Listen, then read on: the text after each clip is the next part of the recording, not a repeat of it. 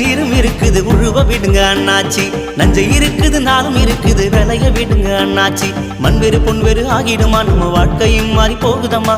மண்வெறு பொன்வெறு ஆகிடுமா நம்ம வாழ்க்கையும் மாறி போகுதம்மா. நிலம் இருக்குது நீரும் இருக்குது உழுவ விடுங்க அண்ணாச்சி. நஞ்சை இருக்குது நாளும் இருக்குது விளைய விடுங்க அண்ணாச்சி.